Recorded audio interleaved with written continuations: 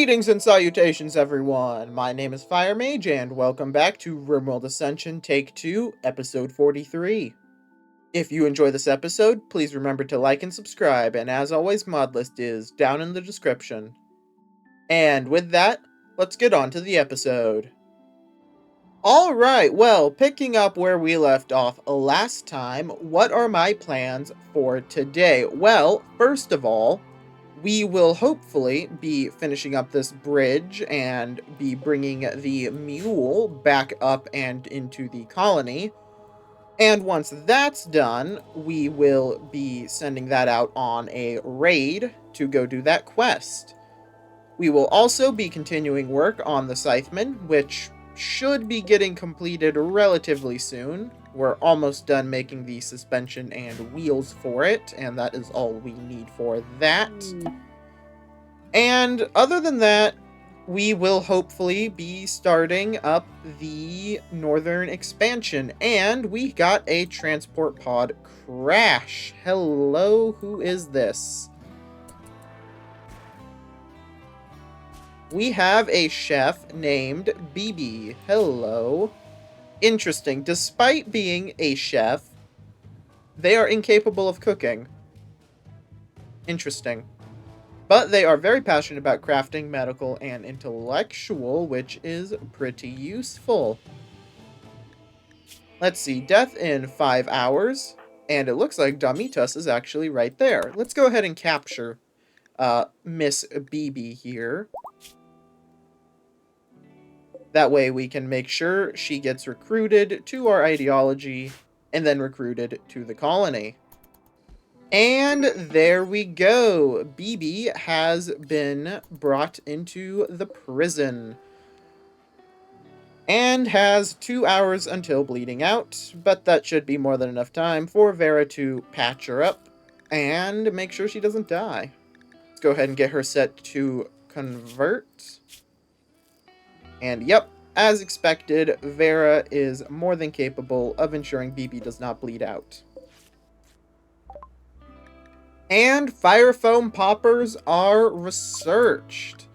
That will be not necessarily super useful, but I'm sure we'll find a use for it somehow. And next up, we are going to actually do a really short one. We are going to do Espresso Machine, because that will give us access to a bunch of different drinks. Oh, and it looks like the muffalos we're hunting have gone mad. Oh, 4 of them, in fact. Less than ideal. Well, let's go ahead and utilize our trench network to deal with that. Oh, and while we're dealing with this, apparently there is a war merchant coming to say hello.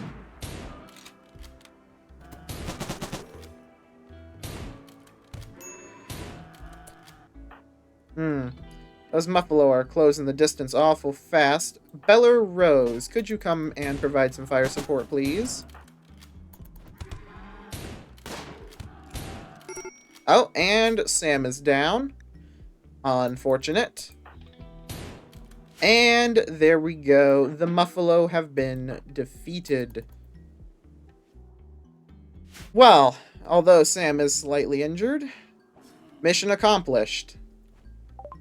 Alright, let's see. What do these guys have that might interest us? It doesn't look like they have anything too particularly interesting to sell. However, they are willing to buy all of our weapons. Which makes sense. They are a war merchant after all. And that means we are going to finally be able to clear up our storage from all of these subpar weapons that we have lying around from that raid. Because we do have a lot of less than ideal weapons. Alright, I think that's just about all the weapons I will be parting with. And that means that all that is left is to see if they have any ammo to sell, and they do. More importantly, they have Industrial Special and Industrial Explosive, which are the two that we need the most. We could buy some of their normal ammo, but we have more than enough of that right now. Let's go ahead and sell them those smoke leaf joints that we have for some reason. And I think that's just about everything. And that gets us a tidy profit of 174 silver in exchange for a lot of weapons and a decent amount of ammo. And espresso machines are done, as expected, done quite quickly. And that means that we now have to pick up the next research. And I think next up, we are going to do auto doors, because that would be quite useful for certain doors. Mainly things like the prison door, so that we can get in and out quickly. And maybe a few other ones if we decide to make reinforced structures later on. Oh, and it looks like Goose has now reached the age of 7. Which means that Goose is now apparently been nicknamed Grunt, and is going to get a passion for cooking. Very good. And we will pick the gastronomist trait. Perfect. Which actually makes Goose a half-decent chef. More importantly, it means the food poisoning chance is now minus 25. Let's go ahead. Goose, why don't you take over the cooking? Or at least you can help take over the butchering, so that you can level that up to make the grills eventually. Which is good, because that means Grunt and Senga are going to be my 2 main chefs. As soon as they get trained up, of course. In order to make fine grills, you need a minimum skill of 6. But with Senga's massive passion and Grunt being able to do whatever he wants, I think they'll get to that point quite quickly.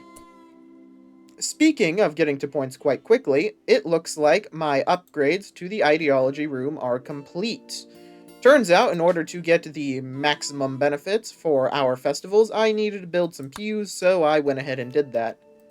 Which means we are going to go ahead and start these up.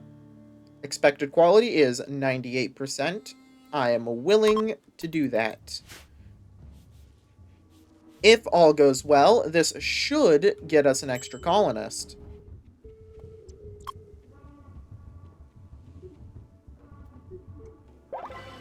And it was a fun festival, giving everyone a nice +5 mood bonus for 6 days. And a food critic named McFarland is willing to join us. Welcome to the colony, and what are you capable of? You are yet another chef. I feel like the game's making fun of me at this point. It's just giving me nothing but chefs. Well, that means, Sam, you no longer have to do cooking. McFarland will be taking that job over. And what else is McFarland good at? They're half decent at crafting, so I suppose if you have nothing else to do, you can craft. Other than that, though, not too terribly good in skills, and you can't even do dumb labor. Unfortunate. But you will be cooking, and you will be making the concrete. And there we go. The bridge upgrades are finished. Let's see if it is big enough for the mule yet. No. Okay, so still not quite big enough. Alright, you know what? New plan. We are going to draw 4x4 squares and see if that will help in setting this up. Alright, if that doesn't make the bridge big enough, I'm not too sure what will. Of course, that will take a while in order for it to get constructed, but here's hoping we can get it done relatively quickly. And it appears Carrie is working on the Scytheman, which can only mean one thing, and that is that all the parts are done. which means in just a moment we will have our first offensive vehicle.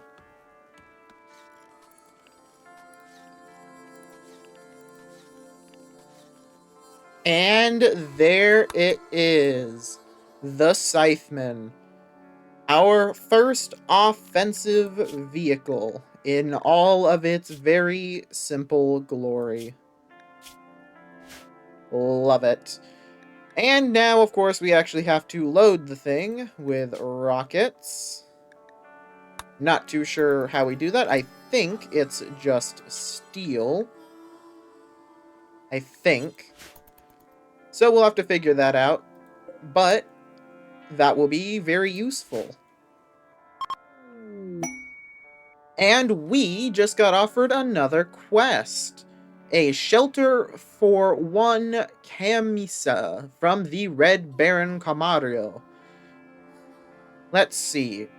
If we can keep their mood above 40, we can get some pretty sweet things.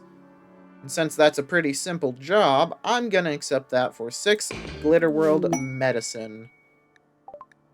Alright, Camisa, what are you capable of? Let's see. Animals and intellectual. Well, I can work with both of those things.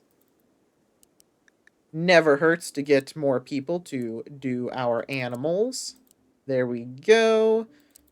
Perfect. And on top of getting that quest accepted, auto doors are now researched. That will be very, very useful in the future, but right now, not so much. Next up, let's do sentry guns. They're like turrets, but I think they shoot slightly more bullets, and are also apparently horribly, horribly inaccurate. Well, that's certainly something. But it's just a research project we can get done to have it as an option. Oh, and on top of all this good fortune being bestowed upon us, a bulk goods trader from the Central Republic has arrived. Well, that is certainly something. We'll have to trade with them in the morning. Alright, let's see what this trade caravan has to offer. More importantly, what they are willing to buy. And they are willing to buy this insect meat off of us. Lovely.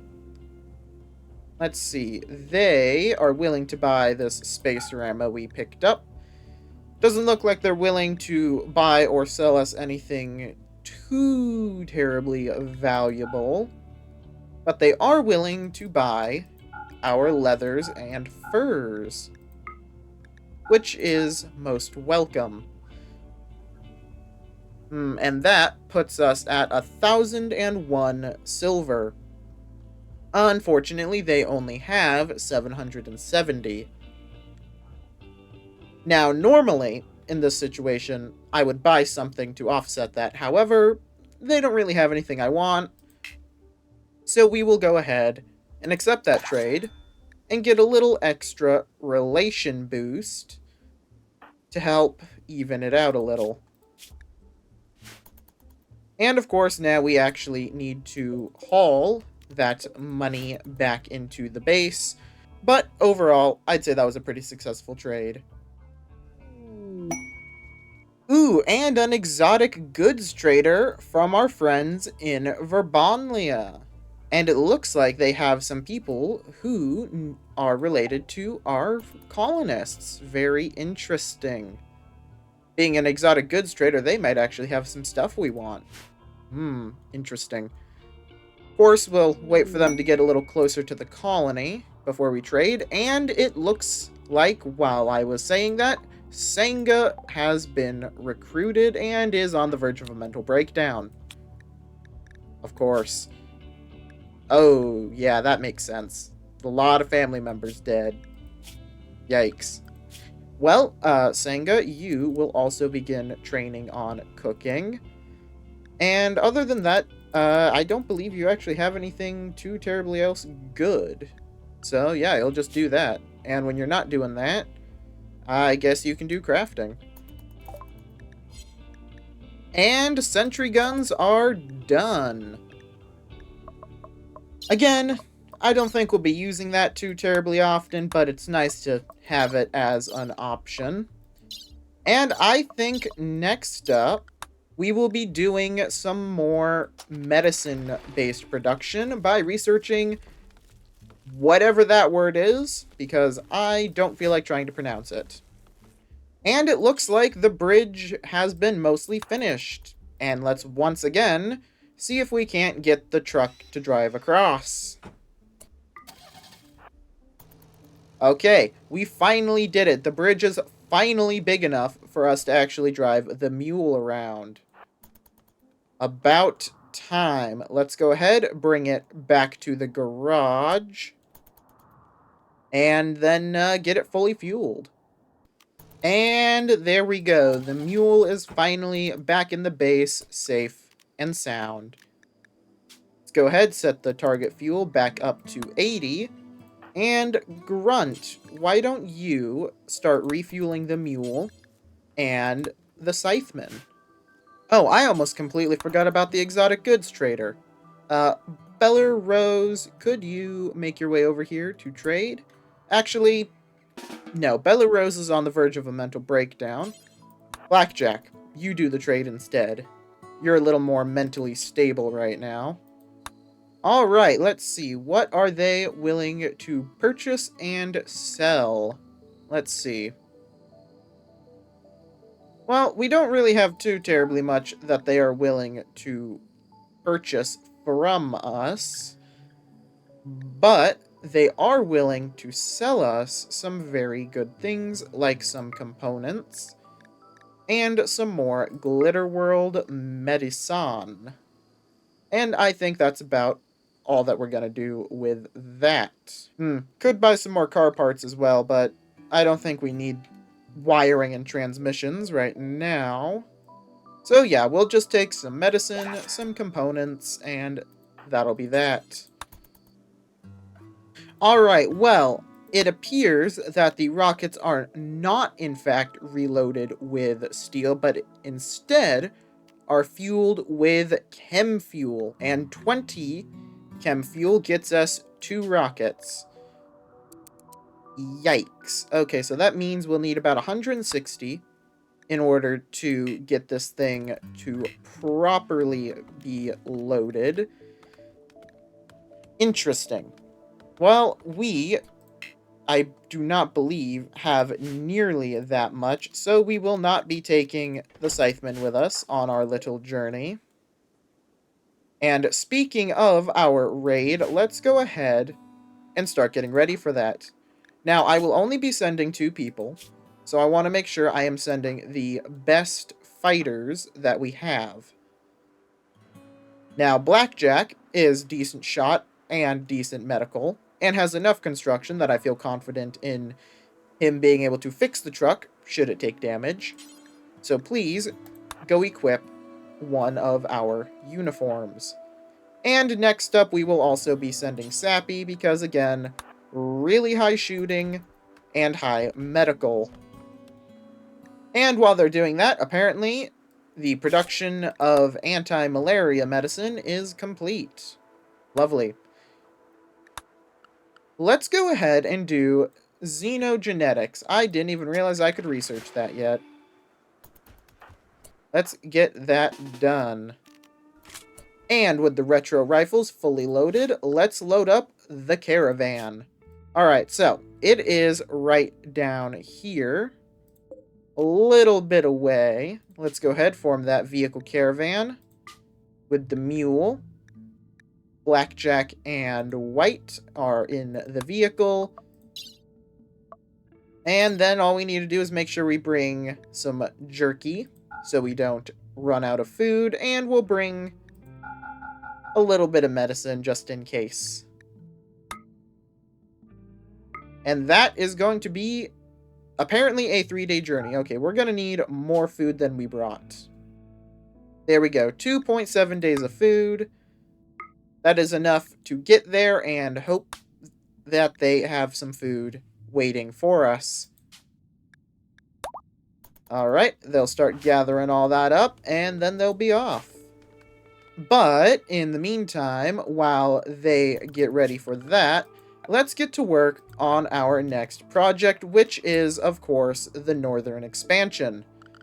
And the first thing we're going to do is slap a geothermal generator down, because we desperately need more power right now. I mean, all of our stuff is turning on and off constantly, and it is annoying me. So we are going to just run a very simple power line, like so, and get that plugged in. And then we will begin work on the wall. We'll start by building a simple concrete wall along the northern section here, as far as we can. And then, because I want this wall done completely this episode, we will build the rest of it out of wood and replace it as time goes on. And xenogenetics is finished. And that'll be useful much later, but at least now we have it as an option. Let's go ahead and start working our way towards packaged survival meals next. I feel like that'll be quite useful. Something we can use to replace our very slow jerky production line. And our caravan has arrived at the bandit camp. What are we looking at? Yep, just as I suspected. They are coming at us with sticks and knives. Perfect. First of all, let's go ahead and move our truck over here. Map's a wee bit on the small side, which makes sense. Go ahead, unload our 2 guys, and 2 automatic rifles should be more than enough to deal with some Neanderthals. Probably, and if not, we also have grenades.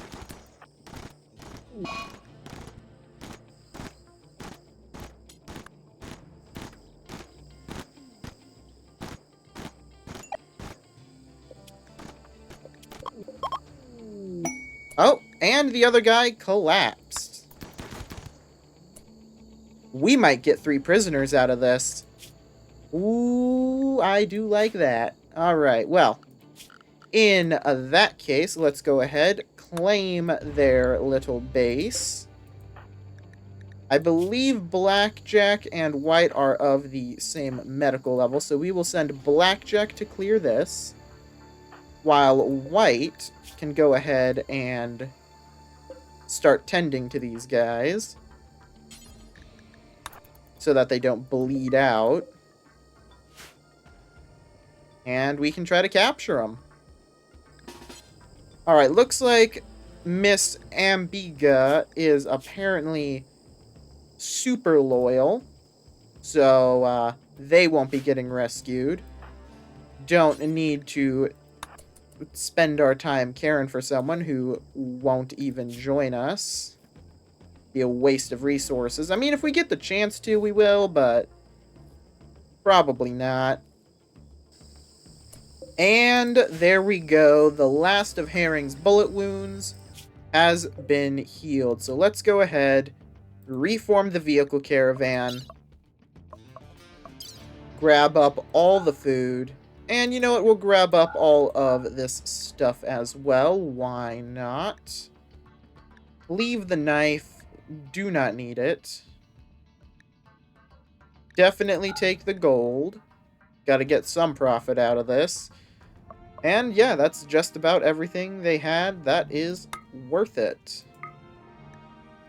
And it'll be a bit slower, apparently. Oh, hold on a second. There we go. Almost forgot to assign a driver to the truck. And they're off. It'll take them a little longer since they're carrying 2 injured prisoners and a whole bunch of goodies. But overall, I think that was well worth it. And in the time it took for us to do that little raid, it looks like the geothermal generator has been fully connected to the power grid, which means we are going to be checking that off the list. And on top of that, the northern wall is almost done. Oh, and apparently Bicep just became an adult at the age of 13. Very interesting. And the only traits available are Jealous, Unhygienic, or No Trait, which is the one we will go for. And Domitus is now known as Bicep. Interesting. Well, that's certainly something. That also means that they no longer can wear the clothes that they were wearing. And we don't really have anything else to offer in terms of clothes. Oh wait, yes we do. Over here on the armor racks that I forgot existed. We can just have Bicep go put those on. Also, apparently Bicep can gain expertise in mining. Ooh. We will go with tunneling. I want you to mine fast. The faster you can mine, the better. And the last frag belt has been made. And that was the last thing that we needed to get crafted before we could check off the Finnish military uniforms.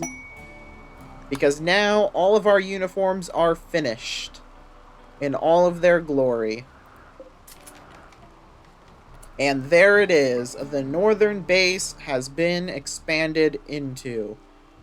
And we got enough concrete that next episode we will be able to start converting it to concrete. But on that note, I will be leaving this episode off here. It was, once again, a most successful episode. We got 4 things knocked off the list. We got the military uniforms, the geothermal generator, the scythemen, and the northern base has been expanded.